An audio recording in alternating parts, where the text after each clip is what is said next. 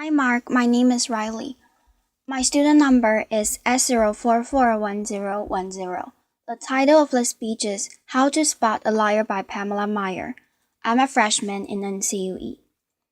Okay, now, I don't want to alarm anybody in this room, but it's just come to my attention that the person to your right is a liar. Laughter. Also, the person to your left is a liar. Also, the person sitting in your very seat is a liar. We're all liars. What I'm going to do today is I'm going to show you what the research says about why we're all liars, how you can become a liar spotter, and why you might want to go to the extra mile and go from lie spotting to truth seeking, and ultimately to trust building. Now, speaking of trust, ever since I wrote this book, Lie Spotting, no one wants to meet me in person anymore. No, no, no, no, no. They say it's okay, we'll email you. Laughter. I can't even get a coffee date at Starbucks. My husband's like, honey, deception? Maybe you could have focused on cooking. How about French cooking? So before I get started, what I'm going to do is I'm going to clarify my goal for you, which is not to teach a game of gotcha. Lie spotters aren't those nitpicky kids. Those kids in the back of the room that are shouting, gotcha, gotcha. Your eyebrow twitched. You flared your nostril. I watched that TV show Lie to Me. I know you're lying. No, lie spotters are armed with scientific knowledge of how to spot deception. They use it to get to the truth, and they do what mature leaders do every day. They have difficult conversations with difficult people, sometimes during very difficult times, and they start up that path by accepting a core proposition, and that proposition is the following: lying is a cooperative act. Think about it. A lie has no power whatsoever by its mere utterance. Its power emerges when someone else agrees to believe the lie. So I know it may sound like tough love, but look, if at some point you got lied to, it's because you agreed to get lied to. Truth number one about lying. Lying is a cooperative act. Not all lies are harmful. Sometimes we're willing participants in deception for the sake of social dignity, maybe to keep a secret that should be kept secret. We say, nice song, honey, you don't look bad in that, no. Or we say, favorite of the Digerati. I just finished that email out of my spam folder, so sorry. But there are times when we are unwilling participants in deception, and that can have dramatic costs for us. Last year saw $997 billion in corporate fraud alone in the United States. That's an eyelash under $1 trillion. That's 7% of revenues. Deception can cost billions. Think Enron, Madoff, the mortgage crisis, or in the case of double agents and traders like Robert Hansen or Elrich Ames, lies can betray our country. They can compromise our security. They can undermine democracy. They can cause the death of those that defend us. Deception is actually serious business. This conman, Henry Oberlander, he was such an effective conman. British authorities say he could have undermined the entire banking system of the Western world. And you can't find this guy on Google. You can't find him anywhere. He was interviewed once, and he said the following. He said, look, I've got one rule. And this was Henry's rule, he said. Look, everyone is willing to give you something. They're ready to give you something for whatever it is they're hungry for. And that's the crux of it. If you don't want to be deceived, you have to know what is it that you're hungry for. And we all kind of hate to admit it. We wish we were better husbands, better wives, smarter, more powerful, taller, richer, the list goes on. Lying is an attempt to bridge that gap, to connect our wishes and our fantasies about who we wish we were, how we wish we could be, with what we're really like. And boy, are we willing to fill in those gaps in our lives with lies. On a given day, studies show that you may be lied to anywhere from 10 to 200 times. Now granted, many of those are white lies, but in another study, it showed that strangers lied 3 times within the first 10 minutes of meeting each other. Laughter. Now when we first hear this data, we recoil. We can't believe how prevalent lying is. We're essentially against lying, but if you look more closely, the plot actually thickens. We lie more to strangers than we lie to co-workers. Extroverts lie more than introverts. Men lie 8 times more about themselves than they do to other people. Women lie more to protect other people. If you're an average married couple, you're going to lie to your spouse in 1 out of every 10 interactions. Now you may think that's bad. If you're unmarried, that number drops to 3. Lying's complex. It's woven into the fabric of our daily and our business lives. We're deeply ambivalent about the truth. We praise it out as on an as needed basis, sometimes for very good reasons, other times just because we don't understand the gaps in our lives. That's truth number 2 about lying. We're against lying, but we're covertly for it in ways that our society has sanctioned for centuries and centuries and centuries. It's as old as breathing. It's a part of our culture. It's part of our history. Think Dante, Shakespeare, the Bible, news of the world, laughter. Lying has evolutionary value to us as species. Researchers have long known that the more intelligent the species, the larger the neocortex, the more likely it is to be deceptive. Now you might remember Coco. Does anybody remember Coco the gorilla who was taught sign language? Coco was taught to communicate via sign language. Here's Coco with her kitten. It's her cute little fluffy pet kitten. Coco once blamed her pet kitten for ripping a sink out of the wall. Laughter. We're hardwired to become leaders of the pack. It starts really, really early. How early? Well, babies will fake a cry, pause, wait to see who's coming, and then go right back to crying. 1-year-olds learn concealment. Laughter. 2-year-olds bluff. 5-year-olds lie outright. They manipulate via flattery. 9-year-olds, masters of the cover-up. By the time you enter college, you're going to lie to your mom in 1 out of every 5 interactions. By the time we enter this work world and we're breadwinners, we enter a world that is just cluttered with spam, fake digital friends, partisan media, ingenious identified thieves, world-class Ponzi schemers, a deception epidemic, in short. What one author calls a post-truth society. It's been very confusing for a long time now. What do you do? Well, there are steps we can take to navigate our way through the morass. Trained lie spotters get to truth 90% of the time. The rest of us, we're only 54% accurate. Why is it so easy to learn? There are good liars and bad liars. There are no real original liars. We'll make the same mistakes. We'll use the same techniques. So what I'm going to do is I'm going to show you 2 patterns of deception, and then we're going to look at the hotspots and see if we can find them ourselves. We're going to start with speech. Video. Bill Clinton. I want you to listen to me. I'm going to say this again. I did not have sexual relations with that woman, Miss Lewinsky. I never told anybody to lie, not a single time. Never. And these allegations are false, and I need to go back to work for the American people. Thank you. Applause. Pamela Meyer. Okay, what were the telltale signs? Well, first we heard what's known as a non-contracted denial. Studies show that people who are determined in their denial will resort to formal rather than informal language. We also heard this dancing language, we all know that liars will unconsciously distance themselves from their subject, using language as their tool. Now, if Bill Clinton had said, well, to tell you the truth, or Richard Nixon's favorite, in all candor, he would have been a dead giveaway for any lie spotter that knows that qualifying language, as it's called, qualifying language like that, further discredits the subject. Now, if he had repeated the question in its entirety, or if he had peppered his account with a little too much detail, and we're all really glad he didn't do that, he would have further discredited himself. Freud had it right. Freud said, look, there's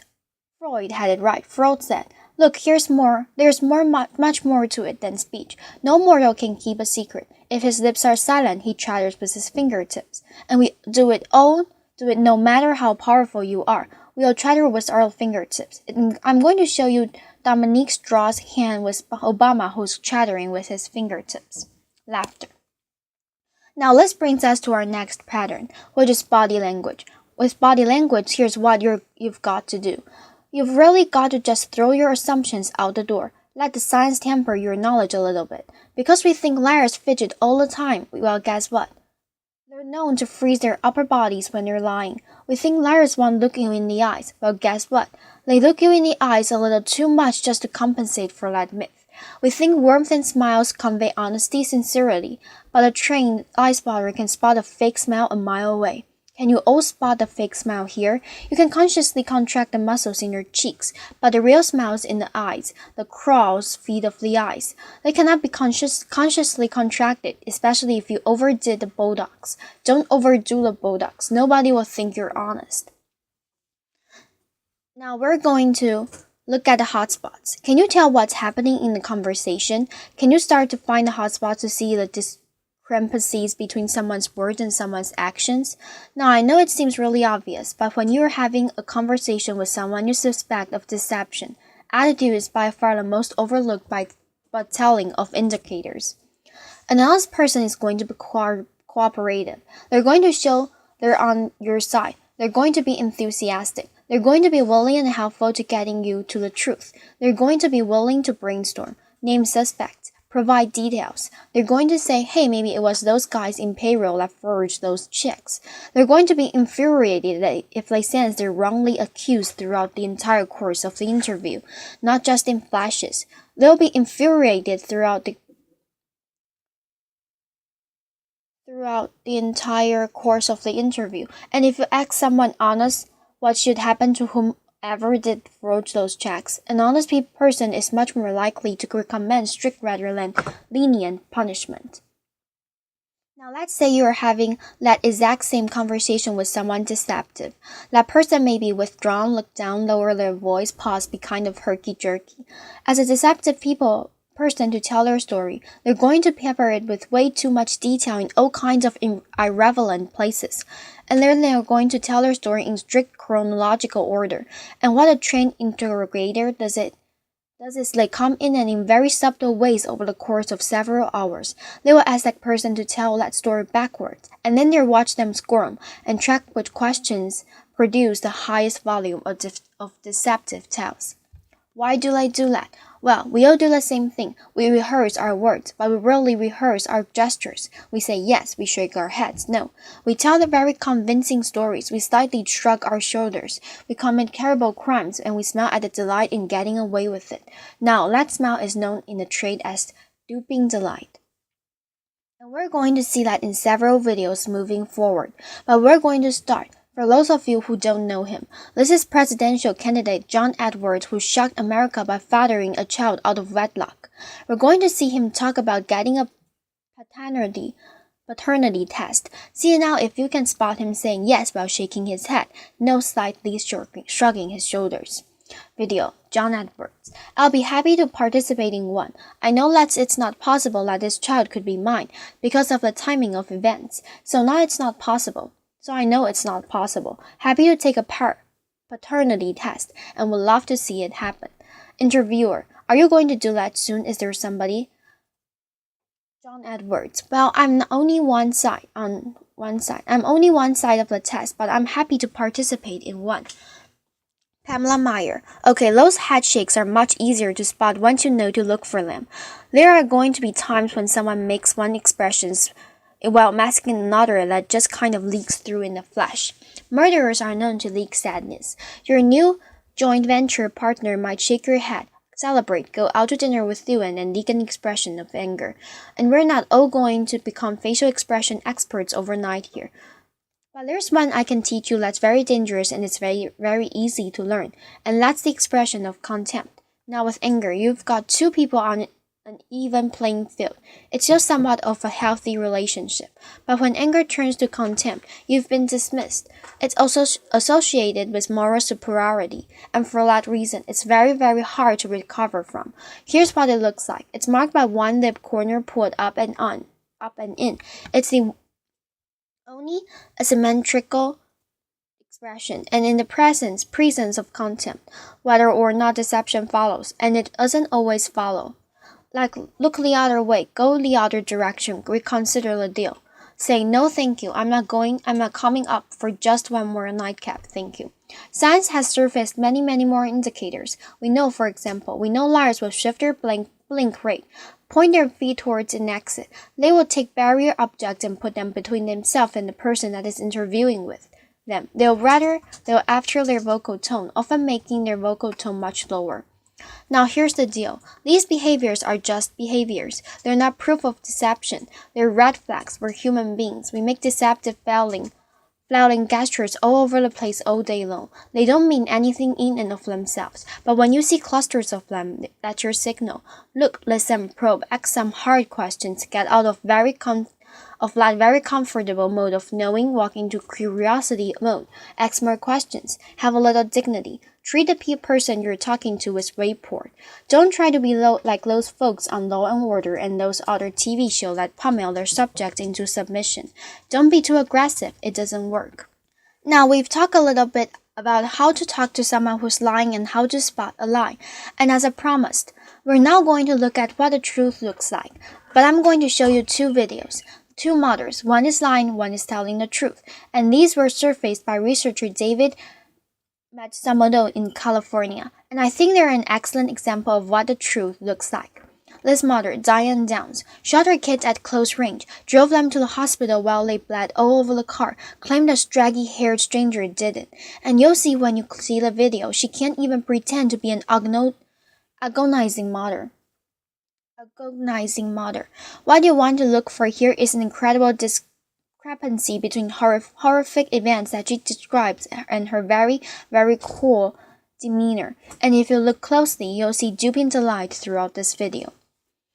Diane Downs. At night when I close my eyes, I can see Christy reaching her hand out to me while I'm driving.